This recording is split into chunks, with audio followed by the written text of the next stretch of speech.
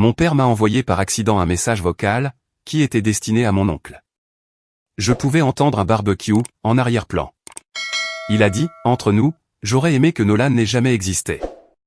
Puis, il a ri. Je me suis assis dans ma voiture, et je l'ai écouté 3 fois.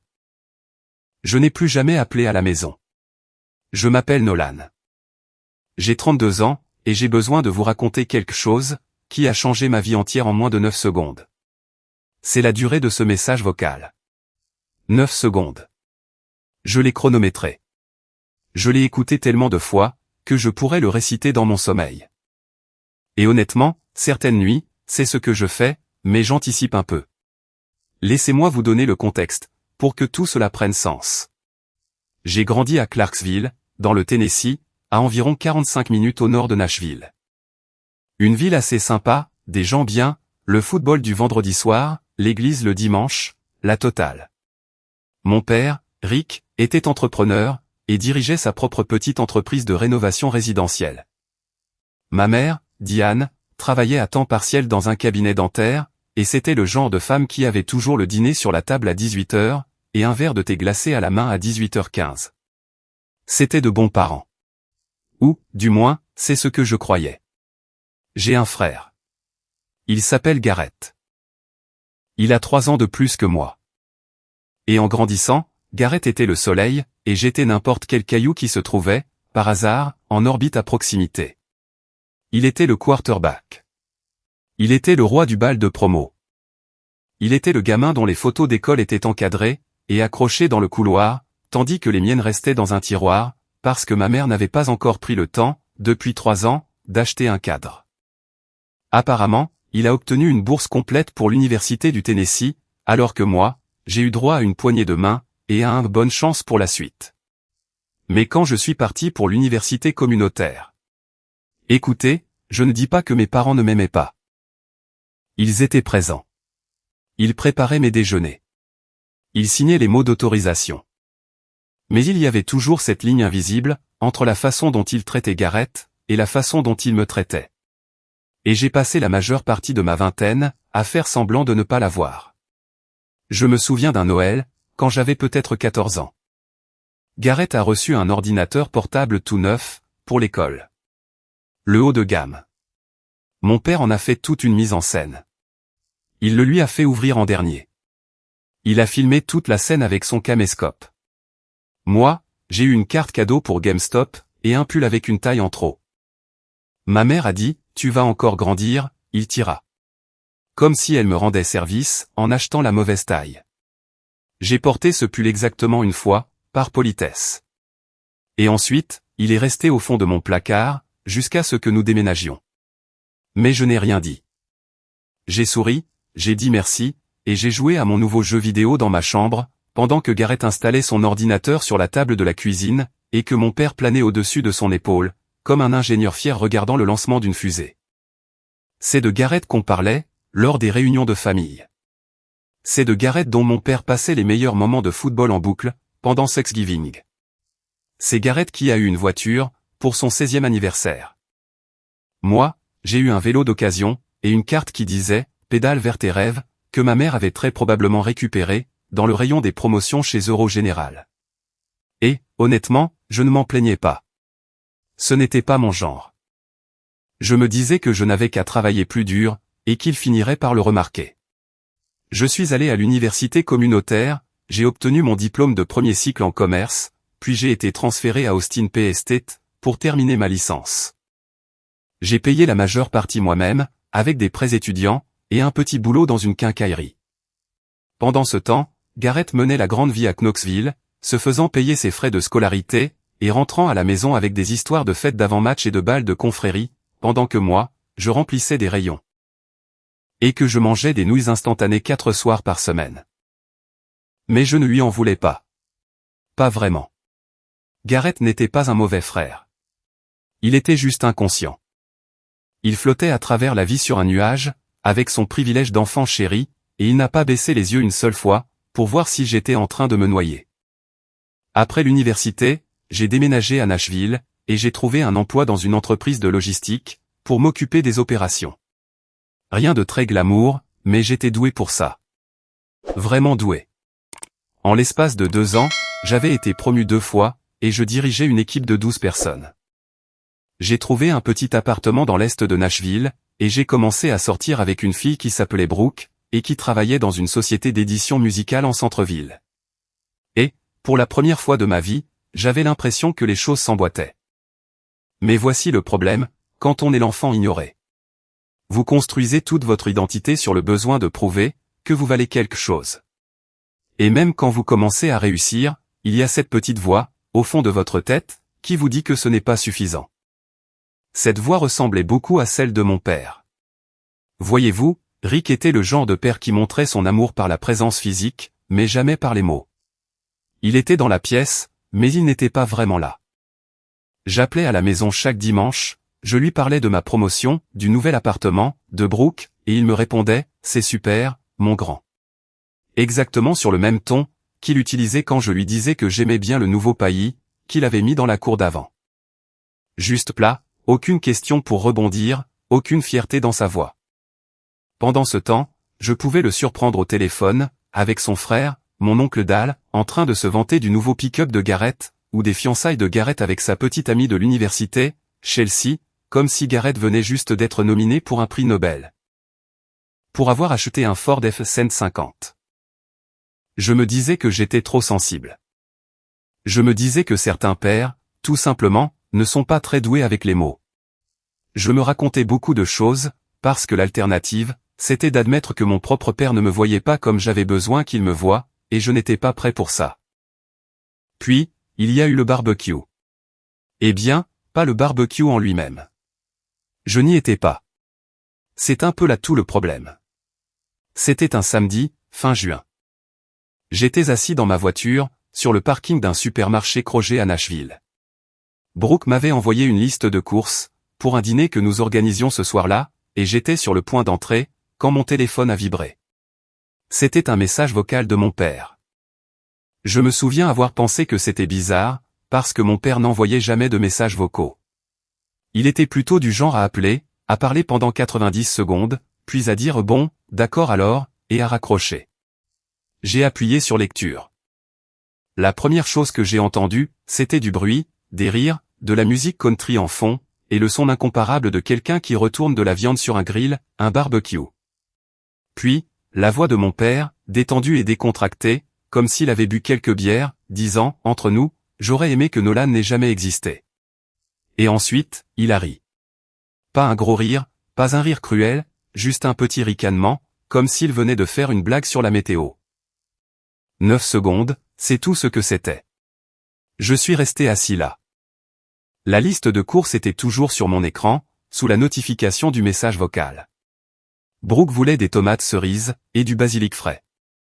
Je me souviens de ce détail, parce que mon cerveau essayait de s'accrocher à quelque chose de normal, alors que tout le reste de mon être était en train de s'effondrer. Je l'ai rejoué, puis encore, puis une 3e fois. Entre nous. J'aurais aimé que Nolan n'ait jamais existé. Il voulait envoyer ça à l'oncle Dal. J'en suis sûr. Ils étaient à un barbecue familial, probablement chez Dal, à Springfield, et mon père a accidentellement appuyé sur mon nom, au lieu de celui de Dal. Un appel de poche qui détruit l'âme, si vous voulez. Je suis resté assis dans cette voiture, pendant près de 30 minutes. Le moteur était éteint. Les vitres étaient fermées. Il faisait plus de 30 degrés dehors, et la voiture se transformait en sauna, mais je n'ai pas bougé. Je continuais juste à fixer mon téléphone, comme s'il allait reprendre ses mots. Comme si la voix de mon père allait revenir, et dire « Je plaisante, mon grand. Tu sais que je t'aime. » Ce n'est pas arrivé. Je ne suis jamais entré dans le Kroger. J'ai conduit jusqu'à la maison, j'ai dit à Brooke que je ne me sentais pas bien, et j'ai passé le reste de la soirée dans notre chambre, à faire semblant de dormir, pendant qu'elle animait le dîner toute seule. Elle savait que quelque chose n'allait pas. Brooke le savait toujours, mais elle savait aussi quand il ne fallait pas insister. Et cette nuit-là, elle m'a laissé tranquille. Je n'ai pas appelé à la maison ce dimanche-là, ni le dimanche d'après, ni celui encore après. Je n'ai plus jamais appelé à la maison. Les 2 premières semaines, après ce message vocal, ont été les plus dures. Je me réveillais le matin et, pendant environ 3 secondes, tout allait bien. Puis, ça me frappait comme un camion. Entre nous, j'aurais aimé que Nolan n'ait jamais existé. Chaque matin, comme un réveil fait de cœur brisé. Brooke voyait bien que quelque chose avait changé. Je n'étais plus le même gars. J'étais plus silencieux, plus sec dans mes réponses, distrait pendant les conversations. Elle me demandait comment s'était passée ma journée, et je répondais bien, avec un ton qui signifiait clairement que ça n'allait pas, et elle me regardait, avec ses yeux bruns inquiets, et je me sentais coupable de la repousser, mais je n'arrivais pas à prononcer les mots. Comment dit-on à sa petite amie, que son père regrette son existence? On dirait une scène tirée d'un mauvais film. Sauf que c'était ma vie. Au bout d'environ 3 semaines, ma mère a appelé. J'ai laissé sonner jusqu'à la messagerie. Elle a laissé un message, disant qu'elle n'avait pas eu de mes nouvelles depuis un moment, et qu'elle voulait s'assurer que j'allais bien. Sa voix était chaleureuse et normale, ce qui, d'une certaine manière, rendait les choses encore pires. Je me demandais si elle savait. Je me demandais si mon père avait déjà dit des choses comme ça, lors d'autres barbecues, lors d'autres dîners, pendant d'autres conversations que je n'étais pas censé entendre. Je me demandais depuis combien de temps, mon propre père souhaitait que je ne sois pas né, pendant que ma mère me passait la purée à Thanksgiving, et me disait que j'avais l'air amaigri. Garrett m'a envoyé un texto à peu près au même moment. Et mec, tu viens au truc du 4 juillet, chez papa et maman. Chelsea prépare sa salade de pommes de terre. Elle est vraiment bonne cette année, MDR. J'ai fixé ce texto pendant un long moment. Du Garrett tout craché. Supposant, de façon désinvolte, que je serais là. Supposant, de façon désinvolte, que tout allait bien. Ne remarquant pas, de façon désinvolte, que notre père venait d'anéantir tout mon sentiment d'appartenance, avec un message vocal de 9 secondes, qu'il ne voulait même pas m'envoyer. Je n'ai pas répondu. En juillet, le silence était apparemment devenu assez lourd, pour que ma famille le remarque. Ma mère a rappelé, puis encore, puis elle a commencé à envoyer des textos. Nolan, s'il te plaît, rappelle-moi. Nolan, est-ce que tu vas bien? Papa et moi sommes inquiets. Papa est inquiet. Celui-là m'a presque fait rire. L'homme qui aurait aimé que je n'existe pas, est inquiet. De quoi était-il inquiet, exactement? Que je puisse commencer à exister plus fort, juste par rancune? Puis mon père a appelé, une fois. J'ai regardé son nom s'allumer sur l'écran de mon téléphone, et j'ai senti toute ma poitrine se serrer. Je n'ai pas répondu. Il n'a pas laissé de message vocal. Il ne voulait probablement pas risquer, de me dire à nouveau accidentellement ce qu'il ressentait vraiment. Brooke m'a finalement mis au pied du mur, un jeudi soir, à la mi-juillet. Nous étions assis sur le canapé, une émission passait à la télévision, que ni l'un ni l'autre ne regardait. Et elle l'a mise en sourdine, elle s'est tournée vers moi, et elle a dit, « Nolan, je t'aime, mais quelque chose ne va vraiment pas, et tu dois me dire ce que c'est, sinon je ne peux pas t'aider. » Alors, je lui ai dit. J'ai ouvert le message vocal, je lui ai tendu mon téléphone, et j'ai regardé son visage pendant qu'elle écoutait. Elle l'a passé 2 fois, tout comme moi. Puis, elle a reposé le téléphone sur la table basse, très prudemment, comme s'il risquait d'exploser, et elle m'a regardé en disant, « Je vais avoir besoin que tu dises quelque chose, avant que je ne balance ce téléphone à travers le mur. » Je lui ai tout raconté. Les années passées à être le second choix, le vélo contre la voiture, la façon dont la voix de mon père devenait plate, chaque fois que je lui annonçais une bonne nouvelle dans ma vie. La façon dont Garrett était célébré pour le simple fait de respirer, pendant que moi, j'avais droit à une petite tape sur la tête, pour avoir obtenu mon diplôme universitaire. J'ai déballé toute la tapisserie pathétique, d'être le fils mal aimé. Et quand j'ai eu fini, Brooke pleurait, et moi non, ce qui vous donne une idée, de l'état d'engourdissement dans lequel je me trouvais. Elle a pris ma main et m'a dit, « Tu mérites tellement mieux que ça. Tu le sais, n'est-ce pas? » Et le fait est que, je ne le savais pas. Pas vraiment. Pas au fond de moi. Parce que, quand votre propre père dit qu'il aurait aimé que vous n'ayez jamais existé, cela confirme toutes les insécurités que vous avez jamais eues. Chaque fois que je me demandais pourquoi je n'étais pas assez bien. Chaque fois que je me disais que je m'imaginais des choses. Chaque fois que je trouvais des excuses pour justifier que papa semblait plus intéressé par les projets de week-end de Garrett que par mes réussites professionnelles. Ce message vocal a prouvé que tout cela était vrai. Je n'étais pas paranoïaque. Je n'étais pas trop sensible. J'étais juste indésirable. Août est arrivé, et la pression familiale s'est intensifiée. Ma mère a commencé à appeler Brooke directement, ce que je n'avais pas anticipé. Brooke a géré ça comme une championne. Elle a dit à ma mère que je traversais une période difficile, et que j'avais besoin d'espace, et ma mère, il faut le lui accorder, a reculé pendant un petit moment, mais ensuite Garrett a débarqué. Il a conduit jusqu'à Nashville un samedi matin, sans prévenir, et il a frappé à la porte de notre appartement à 9 h du matin, comme s'il venait livrer une assignation à comparaître. J'ai ouvert la porte en pantalon de jogging, et dans un t-shirt froissé. Et il était là, un M88, rasé de près, portant un polo, comme s'il se dirigeait vers un country club. « Mec, qu'est-ce qui se passe avec toi ?» a-t-il dit, avant même que je puisse dire bonjour. Maman est en train de devenir folle. Papa fait semblant de ne pas s'inquiéter, mais il agit bizarrement depuis des semaines. Tu fais le mort avec tout le monde. Parle-moi. J'ai failli le faire. J'ai failli ouvrir le message vocal, juste là, sur le pas de la porte, et le lui faire écouter. Mais quelque chose m'a arrêté. Peut-être que c'était de la fierté. Peut-être que c'était le fait, que Garrett n'avait jamais eu, de toute sa vie, à se demander si nos parents voulaient de lui. Et je n'avais pas envie de le regarder balbutier une réponse, qui minimiserait inévitablement ce que je ressentais. Ou peut-être, que je ne lui faisais tout simplement pas confiance, pour ne pas retourner directement voir mon père, et le prévenir, afin que Rick puisse commencer à répéter ses excuses. Je vais bien, Garrett, lui ai-je dit. Je suis juste très occupé par le travail. Il m'a regardé, comme si je lui avais dit que la terre était plate. Tu ne vas pas bien. Tu as l'air de ne pas avoir dormi depuis un mois. J'apprécie que tu sois descendu, ai-je dit, en commençant déjà à refermer la porte. Mais j'ai besoin d'un peu d'espace en ce moment. Il est resté sur le porche, pendant 1 minute. Je pouvais voir son ombre, à travers le verre dépoli. Puis, il est parti. J'ai regardé son pick-up reculer de l'allée, je me suis assis sur le sol de la cuisine, et j'ai pris ma tête entre mes mains, et ce fut le moment où je fus le plus proche de pleurer, pendant toute cette histoire.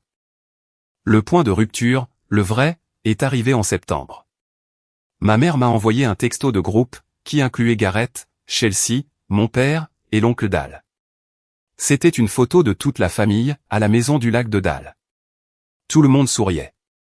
Mon père avait le bras autour de Garrett. Il y avait une banderole, en arrière-plan, qui disait « Joyeuse fête du travail » en lettres rouges, blanches et bleues. La légende de ma mère disait « J'aimerais que tu sois là, Nolan. Tu nous as manqué. » J'ai zoomé sur le visage de mon père. Il souriait à pleines dents, aucune tension, aucun signe d'un homme qui perdait le sommeil, à cause de son fils éloigné. Il avait l'air d'un type qui passait un super moment, à un barbecue, ce qui, vu l'histoire récente, était parfaitement cohérent. J'ai sauvegardé la photo, puis j'ai fait une capture d'écran du message vocal. Ensuite, j'ai ouvert une application de notes, et j'ai écrit 2 mots, passer à autre chose. Cette nuit-là, j'ai dit à Brooke que j'en avais fini. Pas fini avec elle, fini avec eux. Fini d'attendre que mon père devienne quelqu'un qu'il n'était pas. Fini de jouer le rôle du second fils reconnaissant, qui fait semblant de croire que les miettes de la table sont un repas complet. Fini d'espérer que, si je travaillais juste un peu plus dur, si j'accomplissais un peu plus, si j'appelais un peu plus souvent, peut-être qu'un jour, Rick me regarderait de la façon dont il regardait Garrett, sur cette photo de la fête du travail. Brooke a serré ma main et a dit, « Alors, passons à autre chose ensemble. » Et c'est exactement ce que nous avons fait. Les mois qui ont suivi, ont été brutaux, d'une manière à laquelle je ne m'attendais pas. Voyez-vous, quand vous coupez les ponts avec votre famille, les gens agissent comme si vous aviez commis un crime. Les amis communs commencent à poser des questions. Les membres de la famille élargie vous envoient des textos qui disent des choses comme « la vie est courte, et la famille, c'est tout ce qui compte ». Ce qui est facile à dire, quand votre famille n'a pas avoué accidentellement, qu'elle aurait souhaité que vous ne soyez jamais né, au cours d'un barbecue décontracté. L'oncle Dal a essayé de me contacter, une fois. Juste une fois. Il m'a envoyé un texto qui disait « Ton père t'aime, Nolan. » Il n'est juste pas doué pour le montrer. J'ai lu ce texto environ 15 fois, en essayant de deviner si Dal était au courant pour le message vocal. S'il était à l'autre bout du fil, si mon père avait dit « J'aurais aimé que Nolan n'ait jamais existé », et que Dal s'était contenté de rire avec lui. Et puis, Ils étaient retournés leur burger, comme s'ils discutaient des prévisions météo. Je n'ai jamais répondu à Dal. Que étais-je censé dire? Merci, Dal. Est-ce qu'il regrette aussi mon existence, pendant qu'il montre cet amour, qu'il a tant de mal à exprimer? Le travail est devenu ma bouée de sauvetage. Je me suis plongé dans mon emploi, à l'entreprise de logistique, avec l'intensité de quelqu'un qui n'avait plus rien à perdre, et tout à prouver. Ma patronne, une femme perspicace prénommée Patricia, a remarqué le changement. Elle m'a pris à part un après-midi, et m'a dit, « Je ne sais pas ce qui se passe dans ta vie personnelle, mais quel que soit le carburant qui te fait avancer, ça fonctionne. Je te propose pour le poste de responsable régional des opérations. » J'ai eu la promotion. Elle était accompagnée d'une augmentation de 30% et de la responsabilité de superviser la distribution, dans 3 États. J'avais 29 ans, et je gagnais plus d'argent que mon père n'en avait jamais gagné, lors de sa meilleure année. Et il n'y avait personne à appeler pour le raconter. Pas d'appel téléphonique le dimanche. Pas de « c'est super », mon grand d'une voix plate. Juste moi et Brooke, dans notre appartement, mangeant des plats thaïlandais à emporter, et trinquant avec du champagne bon marché, pendant qu'elle me disait à quel point elle était fière de moi. Et, honnêtement, sa fierté était suffisante. Plus que suffisante. Brooke avait cette façon de me regarder, qui me donnait l'impression d'être la personne la plus importante, dans n'importe quelle pièce. Et après une vie passée à me sentir invisible, dans ma propre famille, cela signifiait tout. Nous avons emménagé dans une maison à Franklin, juste au sud de Nashville. Rien d'immense, une maison de plein pied avec 3 chambres, un grand jardin à l'arrière, et un porche qui faisait le tour de la façade. Brooke a commencé un potager. J'ai construit un foyer pour le feu, avec des pierres que j'ai ramenées d'un magasin d'aménagement paysager, un samedi. Nous avons adopté un chien, un labrador noir croisé et maladroit nommé Biscuit, qui n'avait aucune notion d'espace personnel, et pensait que chaque meuble était son lit. Pour la première fois de ma vie, j'avais une maison qui ressemblait vraiment à un foyer. Mais le travail émotionnel était plus difficile que les questions de carrière. J'ai commencé à voir un thérapeute, un homme nommé Dr Ellison, qui avait une voix calme, dans un bureau qui sentait le cèdre. Je lui ai parlé du message vocal, des années de favoritisme, de l'engourdissement qui s'était installé dans ma poitrine, comme du béton. Il n'a pas bronché.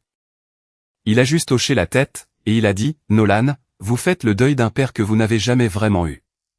Celui que vous vouliez qu'il soit, n'existe pas, et c'est une perte qui est tout aussi réelle que n'importe quelle autre. » Cela m'a frappé plus durement, que le message vocal lui-même. Le docteur Ellison m'a aidé à comprendre, que j'avais passé toute ma vie à passer des auditions, pour un rôle que je n'allais jamais obtenir, le fils apprécié, celui qu'on remarque. Je n'arrêtais pas de faire prise après prise, en espérant que le réalisateur finirait par dire, « c'est la bonne ». Et au lieu de ça, il continuait simplement à regarder au-delà de moi, vers Garrett. Le message vocal n'était pas la blessure. C'était le diagnostic. La blessure était là depuis des décennies. J'ai commencé à construire une vie, qui ne gravitait pas autour de l'approbation de ma famille. J'ai repris contact avec de vieux amis de l'université. Je m'en suis fait de nouveau, grâce au travail. Il y avait un gars nommé Tran, dans mon équipe des opérations, qui est devenu l'un de mes amis les plus proches. C'était cet ancien marine de Memphis, bruyant et drôle, qui avait sa propre histoire familiale compliquée, et qui comprenait ce que signifiait construire quelque chose à partir de rien. Nous allions boire des bières après le travail, le vendredi, et nous parlions de tout, de vraies choses, pas de conneries superficielles. C'était comme avoir un frère, qui me voyait vraiment. Brooke et moi nous sommes fiancés en novembre. J'ai fait ma demande sur notre porche, avec Biscuit assis entre nous, complètement inconscient de l'importance du moment, en train de mâchouiller un bout de bois. Elle a dit oui, avant même que je n'ai terminé ma phrase. Nous avons opté pour un petit mariage, 30 personnes au maximum, dans un vignoble à l'extérieur de Franklin, sans aucune famille de mon côté. Je ne voulais pas de l'angoisse de me demander, si mon père se pointerait, pour tout gâcher avec son indifférence soigneusement calculée. Et je ne voulais absolument pas lui donner l'occasion, de se lever lors de la réception, et de prononcer un toast creux, sur la fierté d'avoir un tel fils, alors que nous savions tous les deux, qu'il aurait souhaité que je ne sois pas né. La famille de Brooke est intervenue pour combler le vide. Ses parents, Jim et Connie, m'ont traité comme si j'étais leur propre fils, dès le premier jour. Jim était un électricien à la retraite, qui adorait la pêche et les mauvais jeux de mots. Et Connie était le genre de mère qui vous appelait pour prendre de vos nouvelles, après un orage, juste pour s'assurer que vous n'aviez pas de fuite. Ils n'ont pas remplacé ce que j'avais perdu, mais ils m'ont montré à quoi cela était censé ressembler, et cela m'a donné quelque chose sur quoi bâtir. Au moment où le printemps est arrivé, j'étais dans une situation complètement différente, littéralement et émotionnellement. J'avais été chassé par une entreprise de logistique plus importante, basée à Nashville même, qui m'offrait un poste de niveau directeur, avec des parts dans l'entreprise, et un salaire à en faire pleurer les yeux.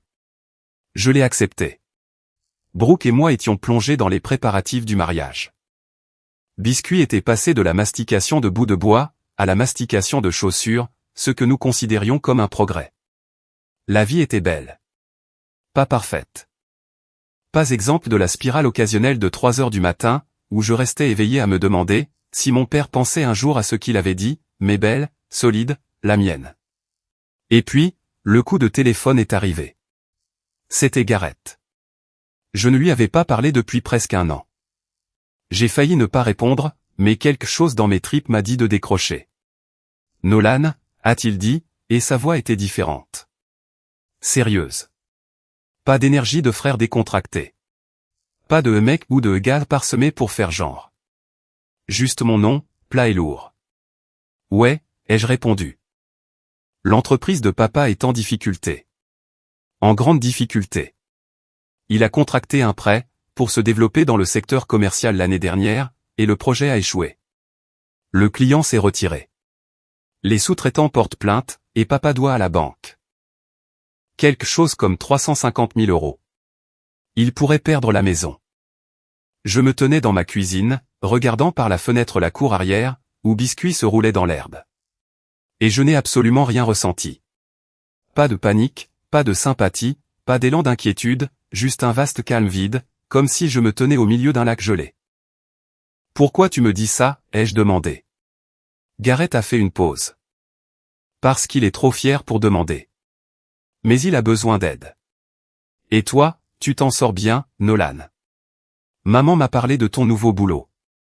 Nous sommes tous vraiment fiers de toi. Nous sommes tous vraiment fiers de toi. Ils étaient là. Les mots que j'avais attendu d'entendre toute ma vie, servis sur un plateau d'argent, maintenant qu'ils avaient besoin de moi pour quelque chose. J'ai failli rire. En fait, je l'ai peut-être fait, un rire petit, discret, brisé, que j'ai couvert en m'éclaircissant la gorge. Je vais y réfléchir, ai-je dit. Puis, j'ai raccroché, et je suis resté là dans la cuisine, pendant un long moment, à écouter Biscuit aboyer après un écureuil, et j'ai pensé à ce que le docteur Ellison m'avait dit, sur le fait de faire le deuil d'un père que je n'avais jamais eu. Le truc, c'est que je n'étais plus en colère. J'en avais juste fini. Et, parfois, avoir fini, c'est la chose la plus puissante que l'on puisse être. Après l'appel de Garrett, je n'ai rien fait pendant 2 semaines.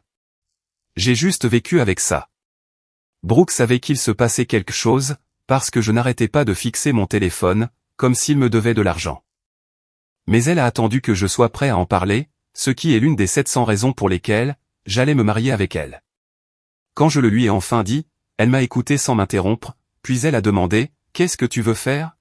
« Je ne sais pas », ai-je répondu. « Si, tu le sais », a-t-elle dit. « Tu as juste peur de ce que cela dit de toi. » Elle avait raison. Parce que ce que je voulais faire, c'était rien. Je voulais laisser mon père s'asseoir dans le pétrin qu'il avait créé, et en ressentir le poids, de la même manière que j'avais ressenti le poids de ce message vocal, chaque jour de l'année écoulée. Et je me sentais coupable de ça, parce que peu importe ce qu'il avait dit sur moi à un barbecue, il restait mon père. Et, quelque part sous tous ces tissus cicatriciels, il y avait un gamin qui voulait juste que son père soit fier de lui. J'ai appelé le docteur Ellison. Nous avons eu une séance d'urgence, où j'ai basiquement vomi des mots pendant 45 minutes, pendant qu'il hochait la tête et prenait des notes. À la fin, il a dit quelque chose qui m'est resté en tête. Nolan, vous ne devez votre aide à personne, mais vous vous devez la vérité, à vous-même. Quelle que soit votre décision, assurez-vous qu'elle vienne d'un espace de clarté, et non de vengeance. Alors, j'ai fait le point. J'ai demandé à Tran d'aller boire une bière avec moi, ce vendredi-là, et j'ai tout étalé sur la table. Le message vocal, l'éloignement, l'appel de Garrett, tout. Tran a écouté, comme Tran écoutait toujours, c'est-à-dire intensément et sans jugement, comme un tireur d'élite évaluant une cible. Quand j'ai eu fini, il a pris une longue gorgée de sa bière, et il a dit, « Tu sais ce que tu dois faire, n'est-ce pas ?» « Quoi ?»« Tu dois aller voir ton père, face à face. Pas pour lui, pour toi. Parce que si tu ne le fais pas, tu vas passer le reste de ta vie à te demander ce qui se serait passé, et ça va te ronger de l'intérieur. » Je savais qu'il avait raison. Mais je savais aussi, que je n'allais pas y aller les mains vides. Pas émotionnellement, en tout cas. J'avais besoin d'être préparé. J'avais besoin de savoir exactement, dans quoi je m'embarquais, et exactement, ce que j'étais prêt à donner, et, plus important encore, ce que je n'étais pas prêt à donner. Alors, j'ai fait mes devoirs. J'ai appelé un pote de l'université, qui travaillait dans l'immobilier commercial, et je lui ai demandé de se renseigner sur la situation de mon père. Il s'est avéré que c'était pire que ce que Gareth avait décrit. Rick avait signé une garantie personnelle sur le prêt, ce qui signifiait que la banque pouvait s'en prendre à tout, la maison, son équipement, ses économies, tout ce qu'il restait. Le projet commercial qu'il avait entrepris, était bien au-dessus de ses compétences. Il avait essayé de rivaliser avec de plus grandes entreprises, et ça s'était retourné contre lui, de façon spectaculaire. Le client s'était retiré à cause des retards, et 3 sous-traitants avaient déposé des privilèges. L'entreprise de mon père était, essentiellement, un navire en train de couler, et il se tenait sur le pont, faisant semblant que l'eau était juste un peu haute. J'ai aussi appris autre chose.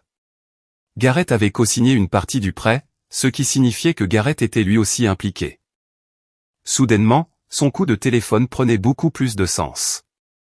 Il n'appelait pas seulement par inquiétude fraternelle. Il appelait parce que son propre avenir financier était lié à l'entreprise défaillante de notre père, et il avait besoin de quelqu'un pour lui lancer une bouée de sauvetage. Ce détail a tout changé pour moi. Pas parce qu'il m'a donné moins envie d'aider, mais parce qu'il clarifiait exactement la nature de la situation. Ce n'était pas une famille qui se serrait les coudes, dans la crise. C'était une famille qui avait passé des décennies à m'ignorer, réalisant soudainement, que le fils invisible était le seul, qui n'était pas en train de se noyer. J'ai passé la semaine suivante à me préparer. Je me suis assis avec Brooke un soir, à la table de la cuisine, et nous avons passé en revue nos finances ensemble. Nous étions en bonne posture. Entre mon nouveau salaire, ses revenus, et les économies que nous avions accumulées, nous avions un coussin financier solide. Je n'allais pas mettre ça en péril. Quoi que je décide de faire pour mon père, cela aurait des limites claires, et Brooke et moi nous sommes mis d'accord, sur chacune d'entre elles, avant que je ne fasse le moindre pas. J'ai également écrit une lettre. Pas une que je prévoyais d'envoyer, mais une que je prévoyais de lire à voix haute. J'ai écrit tout ce que j'avais voulu dire à mon père, depuis 1 an. Tout ce que j'avais voulu lui dire au cours des 20 dernières années, vraiment. À propos du vélo contre la voiture, de sa voix plate lors des appels du dimanche, de la façon dont il se vantait de Gareth auprès de quiconque voulait l'entendre, et me décrivait comme mon autre fils, lors des événements familiaux. Comme si j'étais une réflexion après coup, dotée d'un pouls. À propos du Noël avec l'ordinateur portable, et le pull trop grand. À propos de chaque fois que j'avais accompli quelque chose, et attendu que le téléphone sonne, pour des félicitations qui ne venaient jamais, et à propos du message vocal, de ces 9 secondes qui confirmaient toutes les craintes, que j'avais toujours eues, sur ma place dans son monde.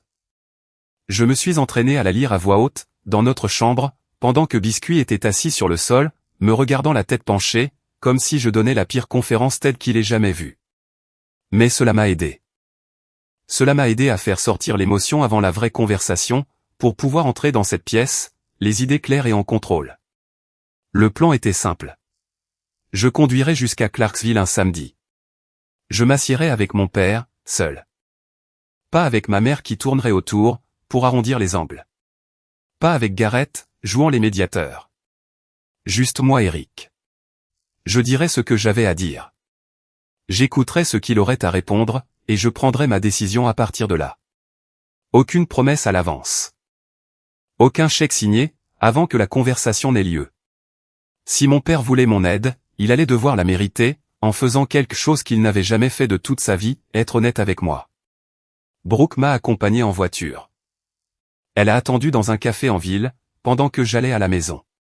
Elle m'a embrassé avant que je ne sorte de la voiture, et m'a dit, « Tu es la personne la plus forte que je connaisse. » Quoi qu'il arrive là-dedans, je suis là. Je me suis garé dans l'allée de la maison de mon enfance, et je suis resté assis dans la voiture pendant 1 minute. La maison avait le même aspect. Le bardage blanc, les volets bleus, la même allée fissurée que mon père disait toujours vouloir réparer chaque été. Les nains de jardin de ma mère étaient toujours alignés près de l'allée devant, comme de minuscules sentinelles critiques. Tout était exactement comme dans mes souvenirs, ce qui rendait encore plus étrange le fait que j'étais une personne complètement différente de la dernière fois que j'étais venu. J'ai pris une grande inspiration, j'ai attrapé mon téléphone, avec le message vocal toujours enregistré dessus, et j'ai marché jusqu'à la porte d'entrée. Je n'ai pas frappé. Je suis juste resté là 1 seconde, écoutant le son étouffé d'une télévision à l'intérieur, et j'ai pensé à ce que Tran avait dit. Pas pour lui, pour toi. Puis j'ai frappé. La télévision s'est tue. Des bruits de pas. La porte s'est ouverte, et mon père était là. Il avait l'air plus vieux, plus maigre. Ses cheveux étaient devenus plus gris sur les tempes, et il y avait des cernes foncées sous ses yeux, que je n'avais jamais vues auparavant. Il m'a regardé comme s'il voyait un fantôme, ce qui, d'une certaine manière, était le cas. J'étais le fils, dont il aurait souhaité qu'il n'existe pas, debout sur son porche, avec toutes les cartes en main. « Salut, papa », ai-je dit. Il a ouvert la bouche, l'a refermée, puis l'a rouverte. « Nolan, entre. » Je suis entré, et la porte s'est refermée derrière moi, et tout ce vers quoi je me dirigeais depuis 1 an, était sur le point d'exploser. La maison avait la même odeur. Le café, le produit nettoyant au pain, et cette légère odeur de poussière, que la vieille moquette conserve, peu importe combien de fois vous passez l'aspirateur. Ma mère n'était pas à la maison. J'avais choisi le moment exprès. Je savais qu'elle faisait du bénévolat, à la banque alimentaire de l'église, le samedi matin, et j'avais besoin que cette conversation ait lieu, sans qu'elle soit dans la pièce, à essayer de traduire les sentiments de mon père à sa place. Nous nous sommes assis à la table de la cuisine, la même table où j'avais mangé 1000 dîners, fait 1000 devoirs, et écouté 1000 histoires, sur les matchs de football de Gareth. Mon père m'a proposé du café. J'ai dit non. Il s'en est versé une tasse, avec des mains qui n'étaient pas tout à fait stables, et s'est assis en face de moi. Pendant un long moment, aucun de nous n'a parlé. Il regardait la table. Je le regardais. Puis, j'ai sorti mon téléphone, j'ai ouvert le message vocal, et je l'ai posé sur la table entre nous. Avant de parler de quoi que ce soit d'autre, ai-je dit, tu dois écouter ça. J'ai appuyé sur lecture. Le son du barbecue a rempli la cuisine. Les rires, la musique, le grill, puis sa voix, entre nous. J'aurais aimé que Nolan n'ait jamais existé. Puis, le rire. 9 secondes. La cuisine était silencieuse. Le visage de mon père est devenu blanc. Pas rouge, pas empourpré, pas la couleur défensive d'un homme surpris dans un mensonge. Blanc, comme si chaque goutte de sang s'était vidée de sa tête, pour s'accumuler quelque part autour de ses chevilles. Il a fixé le téléphone, comme s'il venait de le mordre. Tu m'as envoyé ça par accident, ai-je dit, en gardant une voix égale. En juin dernier. Tu voulais l'envoyer à Dal. Tu étais chez lui, à un barbecue, et tu as dit à ton frère, que tu aurais aimé que ton propre fils ne soit jamais né. Et ensuite, tu en as ri. Il a ouvert la bouche. Rien n'est sorti. Il l'a refermée, a réessayé. Nolan, J'ai besoin que tu me laisses finir, ai-je dit, et ma voix n'a pas tremblé, ce qui m'a surpris. Je m'étais entraîné pour ça, mais l'entraînement ne tient pas toujours, sous la pression. Cette fois-ci, ça a tenu. J'ai passé ma vie entière, à essayer d'obtenir de toi, quelque chose que Gareth recevait gratuitement, ton attention, ta fierté, ton respect. Je t'ai regardé te vanter de lui, auprès de quiconque voulait l'entendre, alors que tu ne te souvenais même pas de ce que je faisais dans la vie. J'ai payé mes propres études, pendant que tu couvrais chaque centime des siennes. Je t'ai appelé tous les dimanches pendant des années, et tu ne m'as jamais posé, ne serait-ce qu'une seule fois. Une question pour rebondir. Pas une seule fois. Et je me disais que c'était bon. Je me disais que tu n'étais tout simplement pas doué avec les mots. Je t'ai trouvé une centaine d'excuses, parce que l'alternative, c'était d'accepter que mon propre père ne pensait pas, que je valais son temps. Il fixait la table maintenant. Sa mâchoire était crispée. Ses yeux étaient humides, mais rien ne coulait. Puis, j'ai entendu ce message, ai-je continué, et j'ai arrêté de trouver des excuses. Parce que tu n'as pas dit que j'étais frustrant. Tu n'as pas dit que je te décevais. Tu as dit que tu aurais aimé que je n'existe jamais. Comme si j'étais une erreur. Comme si mon existence entière était quelque chose que tu regrettais. Et tu as ri, papa. Tu as ri. Le silence qui a suivi a été la chose la plus bruyante que j'ai jamais entendue. L'horloge de la cuisine faisait tic-tac, sur le mur au-dessus de la cuisinière. Biscuit aurait détesté cette horloge.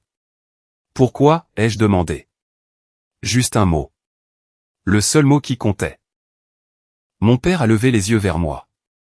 Ses yeux étaient rouges et vitreux. Et, pour la première fois de ma vie, il a eu l'air tout petit.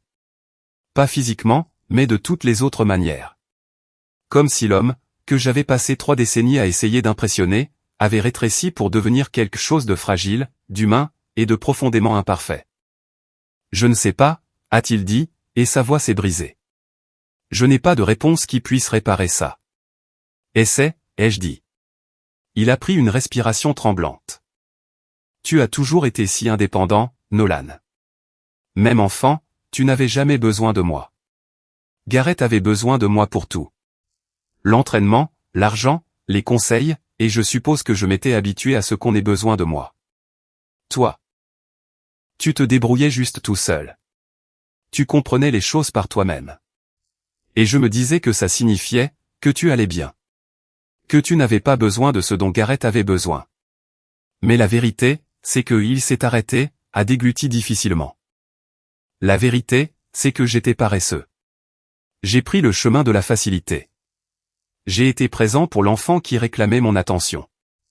Et j'ai laissé le plus calme se débrouiller tout seul. Et, en cours de route, la distance entre nous est devenue si grande que je ne savais plus comment la franchir. Alors, j'ai arrêté d'essayer. Et cette chose que j'ai dite à Dal. C'était moi, agissant comme un lâche. J'étais frustré contre moi-même, contre le gâchis que j'avais fait de mon entreprise. Contre le fait que mon plus jeune fils n'avait pas appelé depuis des mois. Et, au lieu d'assumer ça, je t'ai blâmé. J'ai dit une chose horrible, et je n'ai même pas eu le courage de te la dire en face. Je l'ai dite dans ton dos, à mon frère, lors d'un barbecue, comme si ce n'était rien. Il a essuyé ses yeux avec le dos de sa main. Ce n'était pas rien, Nolan. Et je suis désolé. Je suis tellement désolé. J'ai vécu avec ça pendant un long moment. Pas parce que je décidais si je devais lui pardonner. J'avais déjà pris cette décision, avant même d'entrer. J'ai vécu avec ça, parce que je voulais le ressentir. Chaque mot. Je voulais sentir que mon père me voyait, enfin. Même s'il avait fallu attendre 32 ans, et une crise financière catastrophique, pour en arriver là. Voici ce qui va se passer, ai-je dit. Je ne vais pas te donner d'argent aujourd'hui. Je ne vais pas signer de chèque, pour régler un problème que Garrett et toi avez créé ensemble. Ce que je vais faire, en revanche, c'est te mettre en contact avec un conseiller financier. En qui j'ai confiance. Il s'appelle Jordan. Il travaille avec les petites entreprises en difficulté, et il va déterminer ce qui peut être sauvé. S'il y a une voie possible, qui ne met pas ma famille en danger, j'envisagerai de t'aider, mais il y a des conditions. Mon père a hoché la tête. Il n'a pas discuté. Il a juste écouté, ce qui était peut-être la première fois qu'il le faisait vraiment. Premièrement, tu vas en thérapie. Tu règles le problème, quel qu'il soit, qui t'a fait penser qu'il était acceptable de dire ça sur ton propre fils. Deuxièmement, on ne cache pas ça sous le tapis. Si on reconstruit quelque chose, ce sera basé sur l'honnêteté. Et troisièmement, tu dis à Garrett ce que tu as dit. Il doit l'entendre. Pas de moi, de toi. Son visage s'est tordu à ce dernier point.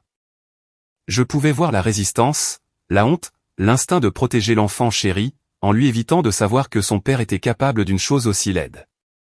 Mais il a hoché la tête lentement, comme un homme qui accepte une intervention chirurgicale, qu'il sait nécessaire. D'accord, a-t-il dit doucement. Je me suis levé. Il s'est levé. Nous nous sommes regardés, de part et d'autre de cette table de cuisine, où j'avais passé toute mon enfance à être invisible. Puis, il a dit, je n'aurais jamais dû dire ça. tu es la meilleure chose que je n'ai jamais méritée. Je ne l'ai pas pris dans mes bras. Je n'en étais pas encore là, mais j'ai hoché la tête et j'ai dit, on verra. J'ai conduit jusqu'au café, et j'ai trouvé Brooke dans une banquette, avec 2 lattes, et une expression sur le visage, qui disait qu'elle surveillait la porte depuis 1 heure. Je lui ai dit qu'il avait pleuré, qu'il s'était excusé, qu'il avait admis avoir été un lâche. Elle m'a demandé si je le croyais. J'ai répondu que je croyais, qu'il avait eu peur et qu'il avait honte, et que je ne savais pas si cela allait se transformer en un véritable changement. Mais j'avais dit ce que j'avais à dire, et je n'en portais plus le fardeau. Nous sommes rentrés à Franklin cet après-midi-là. Biscuit nous a accueillis à la porte, comme si nous étions partis depuis 6 ans, ce qui est sa réaction standard, pour toute absence de plus de 20 minutes. Je me suis assis sur le porche avec un verre de thé glacé, et j'ai regardé le soleil se coucher sur notre jardin à l'arrière, sur le foyer pour le feu que j'avais construit, sur le potager qu'elle avait planté, sur la vie que nous avions construite ensemble, sans la permission ni l'approbation de personne. Mon père a bien commencé une thérapie. Il y va depuis environ 8 mois maintenant. Garrett m'a appelé, après que mon père lui ait parlé du message vocal. Il est resté silencieux pendant un long moment, puis il a dit, je n'en avais aucune idée. Je suis désolé de ne rien avoir vu. Je lui ai répondu que c'était bien là le problème. Personne n'avait rien vu. C'est comme ça que fonctionne le favoritisme. Le favori ne s'en rend jamais compte, parce que le système a été construit pour lui. La situation financière a été réglée, en grande partie. Jordan a aidé à restructurer la dette, et à négocier avec les sous-traitants. J'ai couvert une partie des frais juridiques, non pas parce que je lui devais, mais parce que c'était la bonne chose à faire, et que je pouvais me le permettre sans nous mettre en difficulté. Garrett a couvert sa part, aussi. Pour une fois, le poids était réparti équitablement. Brooke et moi nous sommes mariés en avril, dans ce vignoble à Franklin. 34 invités. Biscuit portait les alliances, ce qui s'est passé exactement comme on pouvait s'y attendre. Mon père est venu. Il s'est assis au 2e rang, et a pleuré pendant toute la cérémonie. Pendant la réception, il m'a pris à part et m'a dit, « Je suis fier de toi, Nolan. » J'aurais dû dire ça, il y a longtemps. Je l'ai regardé, et j'ai dit, « Ouais, tu aurais dû. » Mais j'ai souri en le disant, parce que je n'étais plus ce gamin. Celui qui était assis dans une voiture brûlante, sur le parking d'un supermarché Kroger, passant un message de 9 secondes en boucle, et se demandant ce qui clochait chez lui. J'étais un homme, avec une femme, un chien, une maison, une carrière, et une vie que j'avais construite de mes propres mains, sans son approbation, sans sa fierté, sans sa permission. Et s'il voulait en faire partie maintenant, il allait devoir gagner sa place à table, de la même manière que j'avais gagné tout le reste. Un jour à la fois.